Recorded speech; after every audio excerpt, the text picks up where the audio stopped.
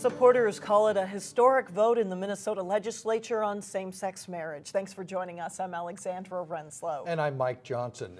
The state Senate was still debating same-sex marriage as we went to air on Monday afternoon. But as the Senate debate began, opponents admitted there is very little they could do to stop it. And lawmakers from the Northwest Metro pointed out how divided their constituents are over this issue. Not everyone in my district feels the same way I do, and not everyone in my district wants me to vote green today. In fact, it's very, very divided.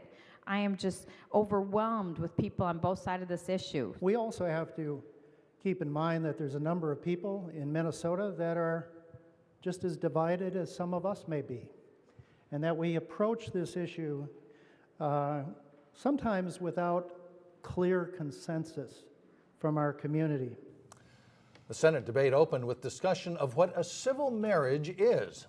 The word civil was added to the House bill last week with the hope of garnering more support from those opposed to gay marriage. Renee Bonneau was at the Capitol to find out how both sides feel about the change.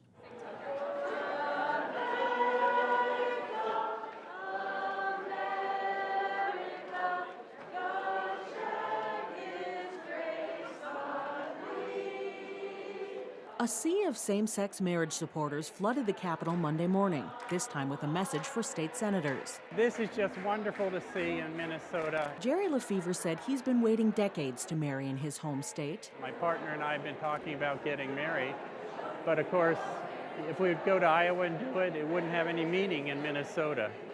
So I'm really glad to see this change.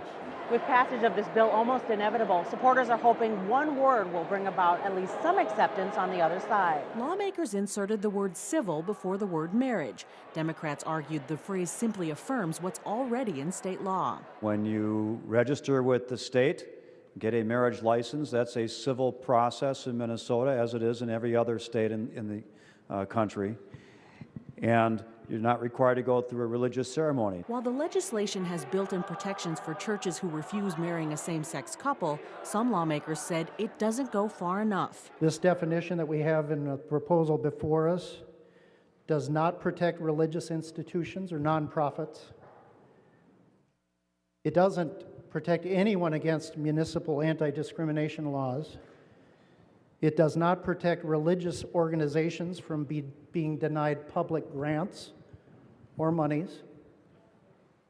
It doesn't protect any business of any size. A small business owner from Maple Grove told us she worries she could be sued for refusing to work with same-sex couples. My company isn't religiously affiliated, but my belief is that I wouldn't want to be part of that. So it's not protecting me at all, and it's not protecting anyone else that's not a church or, religiously affiliated. If the bill passes, Governor Dayton could sign it as early as Tuesday. The law would take effect August 1st, and it would make Minnesota the 12th state to legalize same-sex marriage.